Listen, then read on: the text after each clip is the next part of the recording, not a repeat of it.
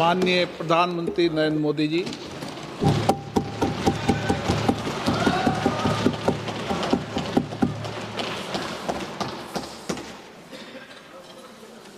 आदरणीय अध्यक्ष जी,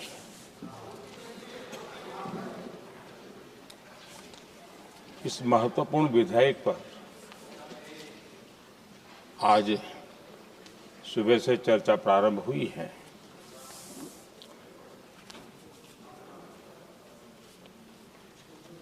काफी साथी यहां से भी जिन मुद्दों को स्पर्श किया गया है उसको तथ्य से और तर्क से सदन को जरूर जानकारी देंगे और इसलिए मैं उन विषयों में जाना नहीं चाहता। आदरणीय अध्यक्ष जी, राष्ट्र के जीवन में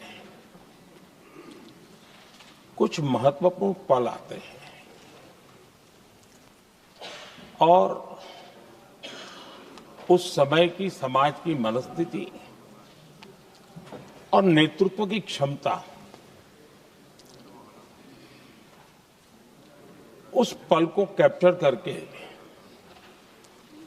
एक राष्ट्र की अमानत बना देती है, एक मजबूत धरोहर तैयार कर देती है। मैं समझता हूं कि भारत के संसदीय लोकतंत्र के इतिहास में ये वैसे ही पल है। आवश्यकता तो ये थी कि 25-30 साल पहले जब से विचार सामने आया, आवश्यकता महसूस हुई, हम इसको लागू कर देते और हम आज उसको काफी परिपक्वता तक पहुंचा देते हैं और आवश्यकता के अनुसार उसमें समय समय पर सुधार भी होते हैं और यही तो लोकतंत्र की ब्यूटी होती है। हमारी मदर ऑफ डेमोक्रेसी है, हमारी हजारों साल की लोकतंत्र की एक विकास यात्रा रही है और उस विकास यात्रा में एक नया आयाम जोड़ने का एक शुभ अवसर सदन के हम सभी साथियों को मिला है और मैंने प्रारंभ में कहा है कि हम सब भाग्यवान हैं कि हमें ऐसे महत्वपूर्ण और देश की आधी आबादी को इस राष्ट्र निर्माण की नीति निर्धारण प्रक्रिया में हिस्सेदार बनाने का सौभाग्य मिल रहा है।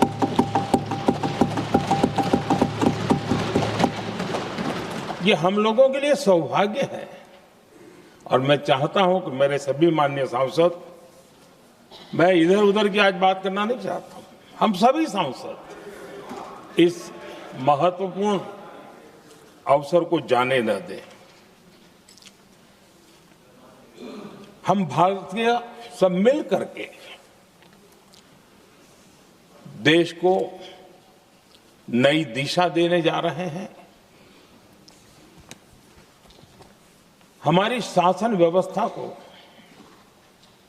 संवेदनशीलता से भरने का एक सार्थक प्रयास करने के लिए जा रहे हैं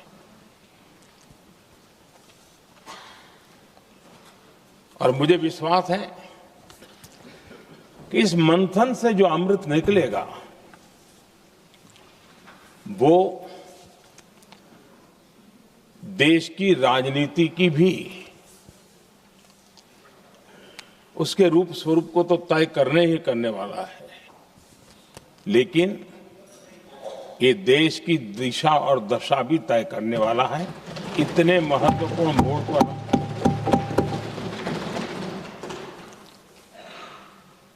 आदरणीय अध्यक्ष जी, 21वीं सदी में भारत एक नए आत्मविश्वास के साथ आगे बढ़ रहा है। विश्व में भी आज भारत की स्वीकृति हम सब महसूस कर रहे हैं और ये हम सबके लिए गौरव का पल है। एक समय हमारे पास आया है और इस समय को हमने एक विकसित भारत के संकल्प के साथ जोड़ा है और मैं पक्का मानता हूं कि विकसित भारत का मतलब केवल उत्तम प्रकार के रेल, रास्ते, इंफ्रास्ट्रक्चर या कुछ आर्थिक प्रगति के आंकड़े, सिर्फ इतने से ही विकसित भारत की सीमित कल्पना वाले हम लोग नहीं हैं। हम चाहते हैं कि विकसित भारत जिसके नीति निर्धारण में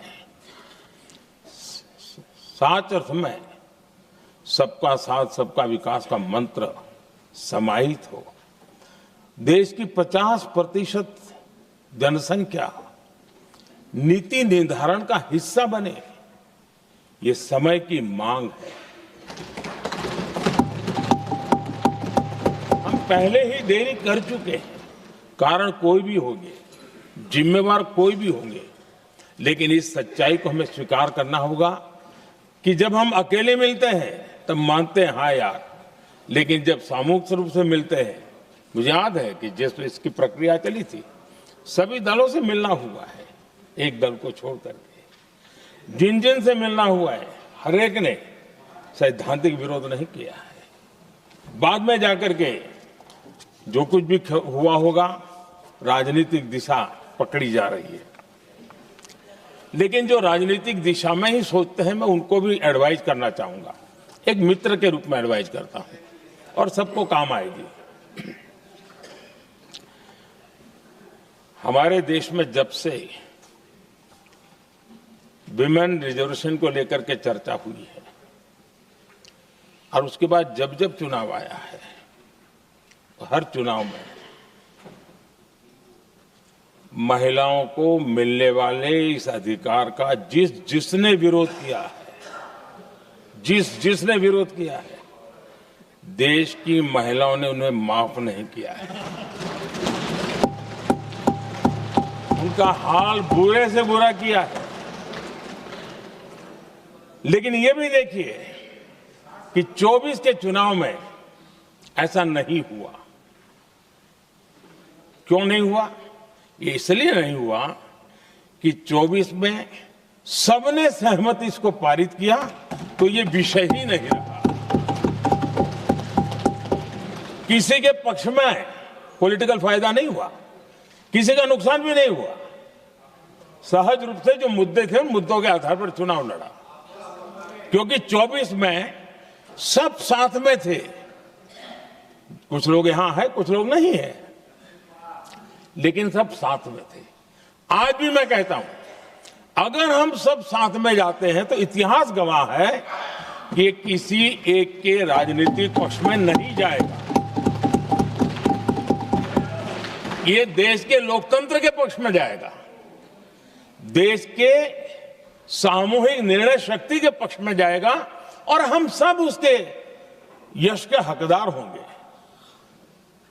न ट्रेजरी बैंक उसका हकदार रहेगा, न मोदी उसका हकदार रहेगा, यहां बैठे हुए सब हकदार रहेंगे।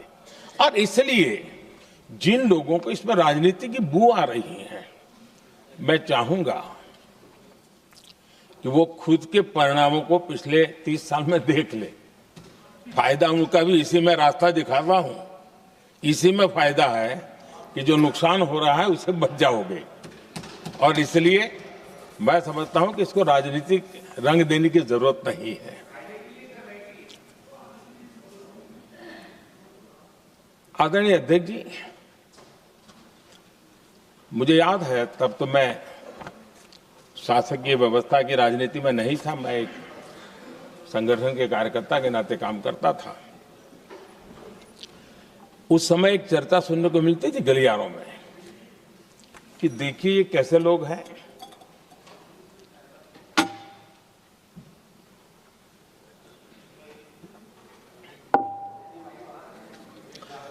पंचायतों में आरक्षण देना है तो बहुत आराम से दे देते हैं, लेकिन आप कह रहे हैं तो कह रहे हैं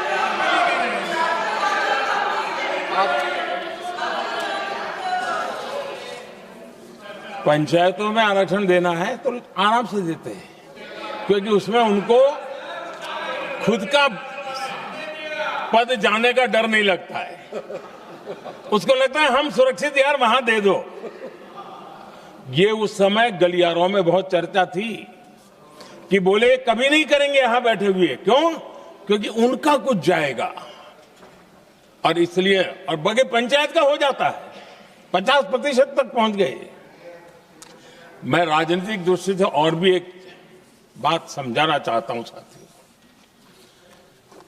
आज से 25 साल 30 साल पहले जिसने भी विरोध किया तो विरोध राजनीतिक सतह से नीचे नहीं गया था। आज ऐसा समझने की गलती मत करना। पिछले 25-30 साल में ग्रास रूट लेवल पे पंचायती चुनाव व्यवस्थाओं में जीत करके आई हुई बहनों में एक पॉलिटिकल कॉन्शियसनेस है। वे ओपिनियन मेकर हैं ग्रास रूट लेवल पे। 30 साल पहले वो शांत रहती थी, बोलती नहीं थी, समझती थी, बोलती नहीं थी। आज वो वोकल है। और इसलिए अब जो भी पक्ष विपक्ष होगा, वो जो लाखों बहनें कभी न कभी पंचायत में काम कर चुकी है, प्रतिनिधित्व कर चुकी है, जनता के सुख दुख की समस्याओं को गहराई से देखा है, वो आंदोलित है। वो कहती हैं कि झाड़ू कचरा वाले काम में तो हमें जोड़ देते हो, वो तो परिवार में भी पहले होता था। अब हमें निर्णय प्रक्रिया में जोड़ो। और निर्णय प्रक्रियाएं विधानसभा में और पार्लियामेंट में होती है।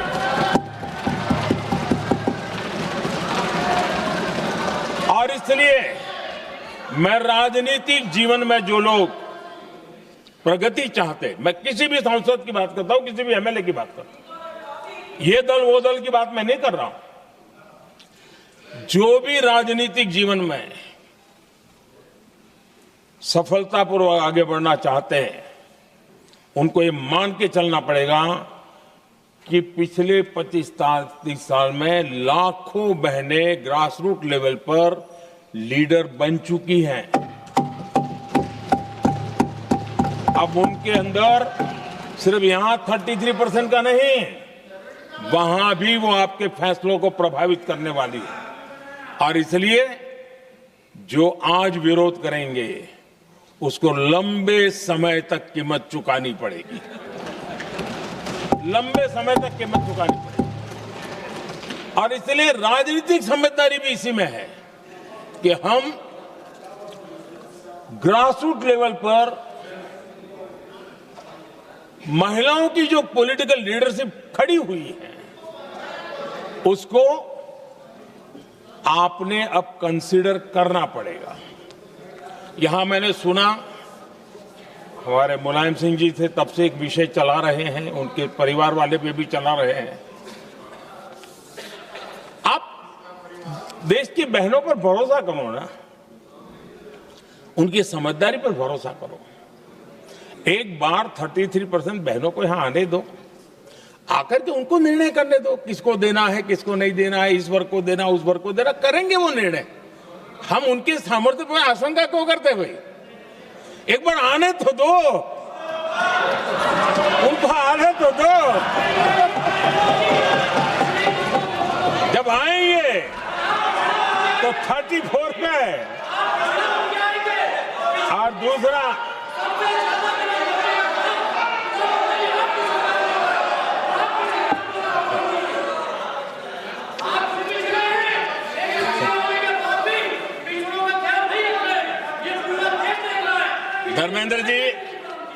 धर्मेंद्र जी मैं आपका बहुत आभारी हूं कि आपने मेरी पहचान करा दी। ये बात सही है, मैं अति पिछड़े समाज से आता हूं।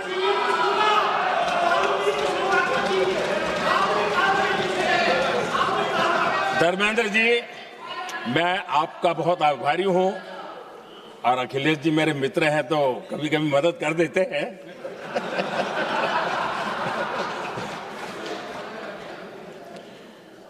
ये बात सही है कि मैं अति पिछड़े समाज से आता हूं, लेकिन मेरा दायित्व समाज के सबको साथ लेके चलने का है और यही मेरे संविधान ने मुझे यही रास्ता दिखाया है। मेरे लिए संविधान ही सर्वोपरि है और इसलिए और ये संविधान की ताकत है कि मेरे जैसा अत्यंत छोटे समाज का, अति पिछड़े समाज के व्यक्ति को इतना बड़ा दायित्व देश ने दिया।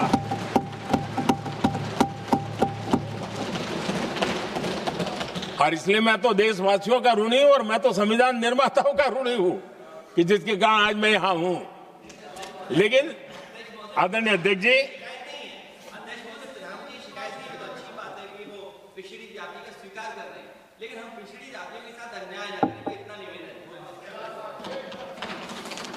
आदरणीय अध्यक्ष जी, आज जीवन के हर क्षेत्र में हम देखें कि नारी शक्ति देश के गौरव को बढ़ाने वाले, परचम लहराने में कहीं पीछे नहीं है जी।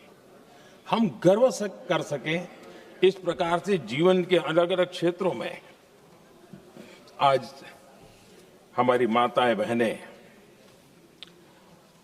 बहुत बड़ा योगदान, हमारी बेटियां तो कमाल कर रही है जीवन के हर क्षेत्र में।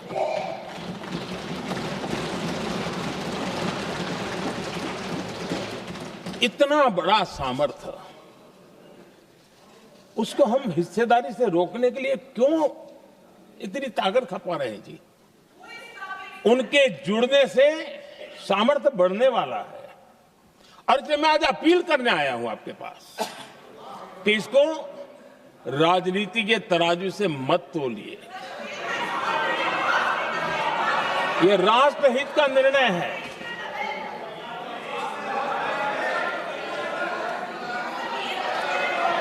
आदरणीय अध्यक्ष जी, आज का हमारे सामने अवसर एक साथ बैठ करके एक दिशा में सोच करके विकसित भारत बनाने में हमारी नारी शक्ति की भागीदारी को एक खुले मन से निर्णय करने का अवसर है, स्वीकार करने का अवसर है। और मैंने जैसा पहले ही कहा कि आज पूरा देश और विशेष करके नारी शक्ति हमारे निर्णय तो देखेगी, लेकिन निर्णय से ज्यादा हमारी नीयत को देखेगी।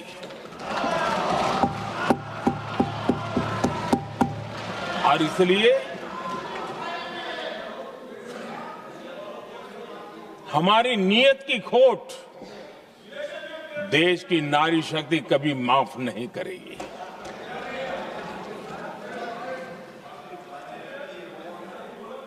आदरणीय अध्यक्ष जी, 2023 में इस नए सदन में हमने सर्वसम्मति से एक प्रकार से इस अधिनियम को स्वीकार किया था। पूरे देश में खुशी का वातावरण बना, उस पर कोई राजनीतिक रंग नहीं लगे और इसलिए वो कभी राजनीतिक इश्यू भी नहीं बना। तो एक अच्छी स्थिति है। अब सवाल ये है कि हमें कितने समय तक इसको रोकना है। अब यहां जो लोग जनसंख्या वगैरह के विषय उठाते हैं, क्या आपको मालूम नहीं है? मैं चाहूंगा कि अमित भाई अपने भाषण में इन सारी चीजों का उल्लेख करेंगे, जब कि हमने जनगणना के संबंध में कब कब क्या क्या किया था, बाद में कोविड आया, उसके कारण क्या मुसीबत आई, कैसे रुकावटें आई, ये सारी बातें हम सबके सामने हैं, इसमें कोई विषय नहीं है। लेकिन पिछले दिनों जब हम 23 में चर्चा कर रहे थे, तब भी व्यापक रूप से बात ये थी कि इसको जल्दी करो। हर कोई कह रहा था जल्दी करो। अब 24 में संभव नहीं था क्योंकि इतने कम समय में करना मुश्किल था। अब 29 में हमारे पास अवसर है। अगर हम 29 में भी नहीं करते तो ये स्थिति क्या बनेगी हम कल्पना कर सकते हैं। फिर हम देश की माताओं बहनों को ये विश्वास नहीं बना पाएंगे कि हम सचमुच में प्रयास सच्चे अर्थ से कर सकते थे। और इसलिए समय की मांग है कि अब हम ज्यादा विलंब न करें। इस दरमियान राजनीतिक दल के लोगों से, संविधान के जानकार लोगों से, जो महिलाओं में एक्टिविस्ट के नाते काम करने वाले, ऐसे लोगों से भी कई चर्चाएं हुई। कुछ लोगों ने खुद होकर के भी सुझाव दिए। सारा मंथन करते करते करते, और यहां भी सभी दलों से लगातार बातें इनकी होती रही है। स्ट्रक्चर वे में हुई है, इनफॉर्मल भी हुई है, और उसमें से आखिर बना हुई एक कुछ रास्ता निकालना होगा ताकि हम हमारी माताओं बहनों की शक्ति को जोड़ सकते हैं। आदरणीय अध्यक्ष जी, मैं एक बात जरूर कहना चाहूंगा। यहां बैठकर के हमें किसी को संविधान ने देश को टुकड़ों में सोचने का अधिकार ही नहीं दिया है। जो शपथ लेके हम बैठे हैं ना, हम सबको एक राष्ट्र के रूप में विचार करना हमारा दायित्व बनता है। चाहे कश्मीर हो या कन्याकुमारी, हम टुकड़ों में न सोच सकते हैं, न टुकड़ों में हम निर्णय कर सकते हैं। और इसलिए निराधार रूप में, जिसमें कोई सच्चाई नहीं, रत्ती भर सच्चाई नहीं है, सिर्फ राजनीतिक लाभ लेने के लिए जो बवंडर खड़ा किया जा रहा है, मैं आज बड़ी जिम्मेवारी के साथ इस सदन में, इस पवित्र जगह से कहना चाहता हूं, चाहे दक्षिण हो, उत्तर हो, पूर्व हो, पश्चिम हो, छोटे राज्य हो, बड़े राज्य हो, मैं आज एक जिम्मेवारी से कहना चाहता हूं कि निर्णय प्रक्रिया किसी के साथ भी भेदभाव नहीं करेगी। ये निर्णय प्रक्रिया किसी के साथ अन्याय नहीं करेगी।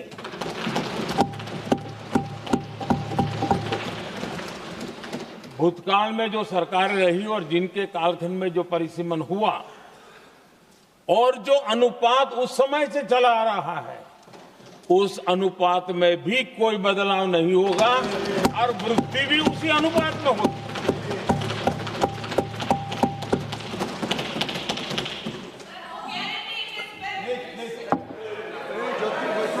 अगर गारंटी शब्द चाहिए तो मैं गारंटी शब्द उपयोग करता हूं। वादा की बात करते हो तो मैं वादा शब्द उपयोग करता हूं। अगर तमिल में कोई अच्छा शब्द हो तो वो भी मैं बोलने के लिए तैयार हूं। क्योंकि जब नियत साफ है तो फिर शब्दों का खेल करने की हमें जरूरत नहीं है जी।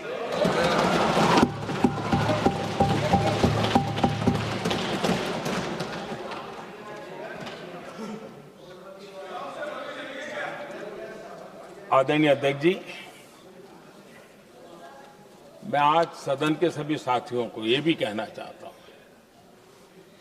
कि साथियों, हम भ्रम में न रहे।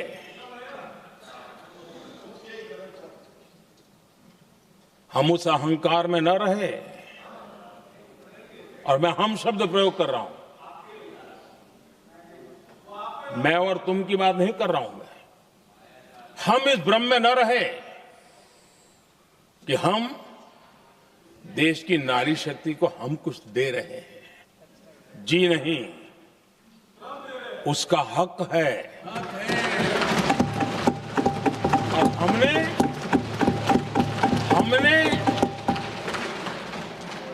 कई दशकों से उसको रोका हुआ है। आज उसका प्रायश्चित करके हमें उस पाप में से मुक्ति पाने का यह अवसर है।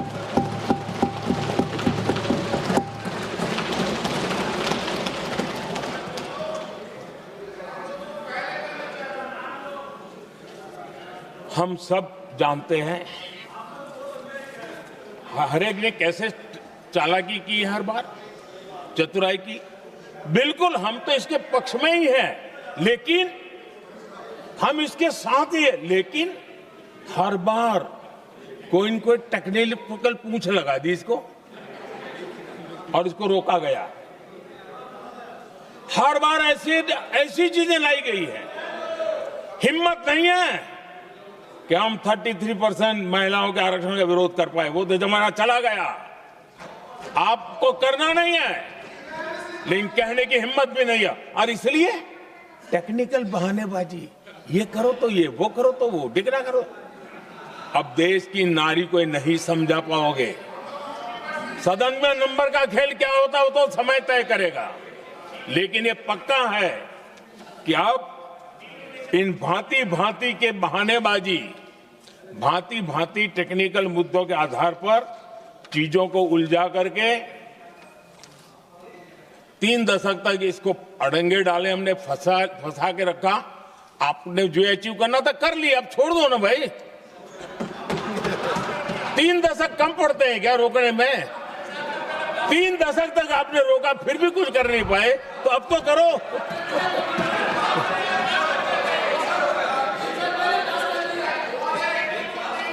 आदरणीय अध्यक्ष जी,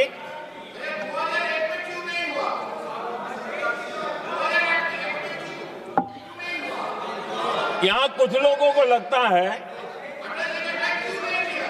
आदरणीय अध्यक्ष, यहां कुछ लोगों को लगता है इसमें कहीं न कहीं मोदी का राजनीतिक स्वार्थ है।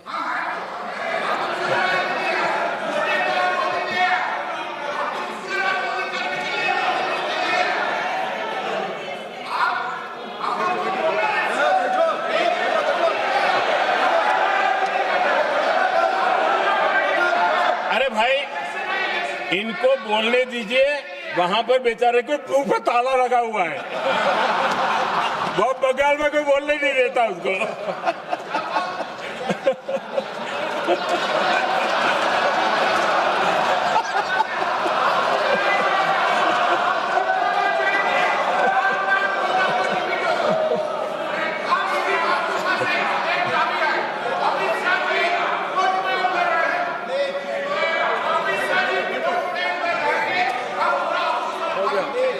आदरणीय अध्यक्ष जी,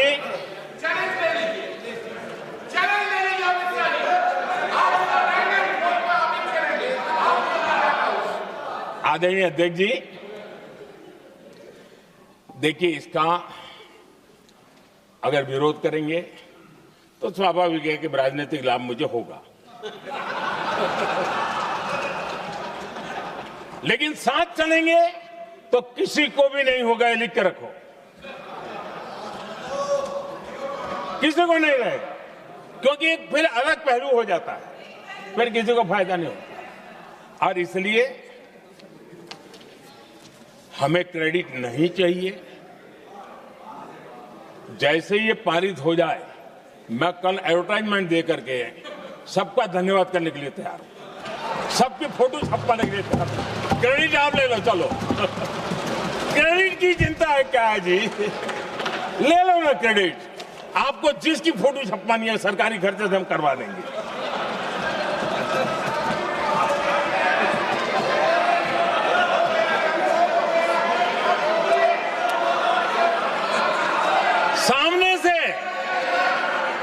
सामने से क्रेडिट का ब्लैंक चेक आपको दे रहा हूं।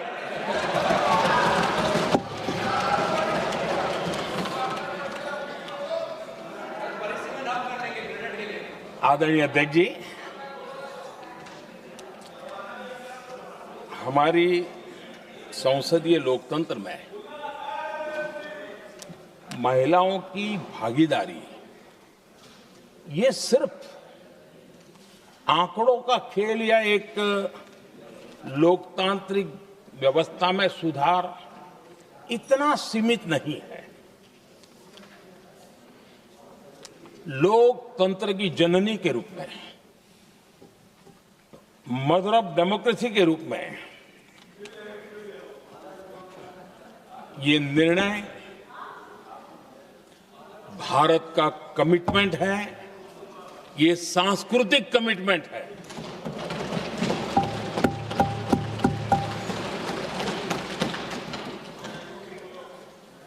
इसी कमिटमेंट के कारण पंचायतों में ये व्यवस्था बनी और अब तो 20 से अधिक राज्य है जहां 50% हुआ है।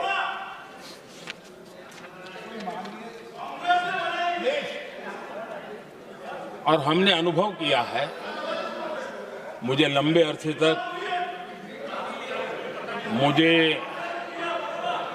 अरसे तक मुख्यमंत्री के रूप में सेवा करने का जनता ने अवसर दिया और उसी कालखंड में ग्रास रूट लेवल पर विमेन लीडरशिप को मैंने देखा है। मेरा अनुभव है कि संवेदनशीलता के साथ समस्याओं के समाधान में उनका कमिटमेंट बहुत ही परिणामकारी रहते थे, विकास की यात्रा को गति देने में रहते थे। और उस अनुभव के आधार पर मैं कहता हूं कि इस सदन में उनकी आवाज नई शक्ति बनेगी, नई सोच जुड़ेगी, देश की दिशा में एक संवेदनशीलता जुड़ेगी। तथ्य और तर्क के आधारों पर अनुभव जब जुड़ता है तब मैं समझता हूं उसका सामर्थ्य अनेक गुना बढ़ जाता है और सदन कितना समृद्ध हो।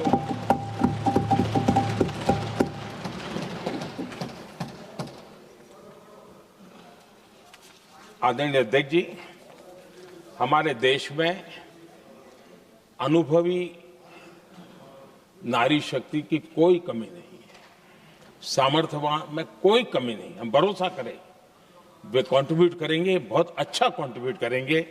और आज भी जितनी हमारी बहनें यहां हैं, जब भी उनको अवसर मिला है उन्होंने बहुत अच्छे ढंग से अपनी बात बताई है, सदन को समृद्ध किया है।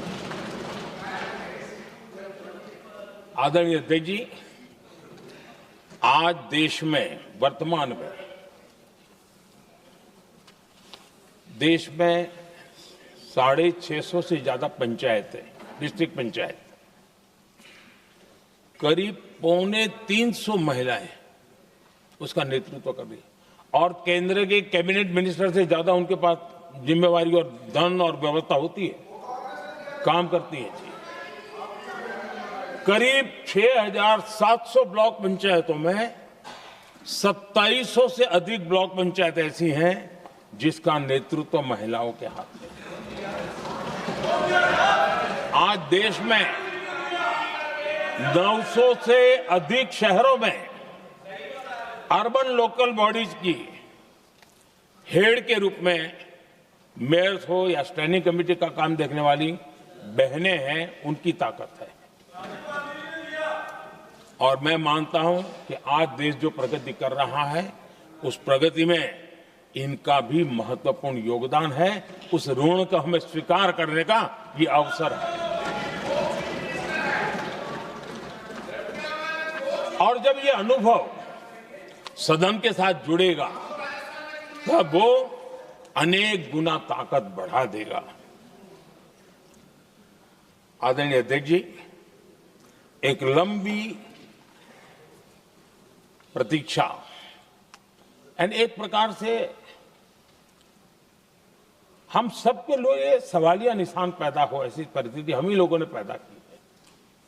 ये अवसर है कि हम पुरानी जो कुछ भी मर्यादाएं रही होगी, मुश्किलें रही होगी, उसे बाहर निकले, हिम्मत के साथ हम आगे बढ़े और नारी शक्ति का राष्ट्र के विकास में उनकी सहभागिता को हम सुनिश्चित करें। और मैं पक्का मानता हूं कि अगर आज हम मिलकर के निर्णय करते हैं, और मैं तो आग्रह करूंगा कि हमें सर्वसम्मति से इसको आगे बढ़ाना चाहिए। और जब सर्वसम्मति से बढ़ता है तो ट्रेजरी बेंच पर एक दबाव रहता है जी, उनको भी लगता है भाई सबका इसमें हक है, हर एक की बात मान के चलो, कोई नुकसान नहीं है। सामूहिक शक्ति से तो अनेक परिणाम हमें अच्छे मिलते हैं। आदरणीय अध्यक्ष जी, मैं ज्यादा समय न लेते हुए इतना ही कहूंगा कि इसको राजनीति के तराजू से न तोलें। हम जब भी कुछ निर्णय करने जा रहे हैं तो देश के इतने बड़े देश का आधा जिम्मा जो उठा रहे हैं उनका भी कोई हक बनता है यहां आने का, हमें रोकना नहीं चाहिए। और दूसरा, संख्या के संबंध में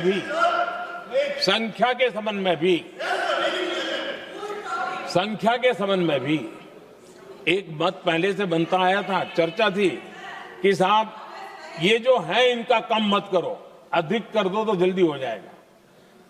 वो अधिक वाला विषय वो आया है कि चलो भाई पैसे जो संख्या थी 33% और बढ़ा दो, ताकि किसी को ऐसा न लगे कि मेरा हक चला गया। एक नई शक्ति जुड़ेगी, अतिरिक्त शक्ति जुड़ेगी। और अब सदन की रचना भी तो अब पहले से हमने सोच कर रखा है, जगह तो बना ली है। और आदरणीय अध्यक्ष जी, मैं लाइटर में मैं जरूर कहना चाहूंगा, हर एक के अपने राजनीतिक कारण होते हैं और पराजय का डर जरा हैरान करने वाला होता है, लेकिन अपने यहां जब कोई भी शुभ काम होता है उसको नजर न लग जाए, इसलिए काला टीका लगाने की परंपरा है। मैं आपका धन्यवाद करता हूं काला टीका लगाने के लिए। बहुत बहुत धन्यवाद।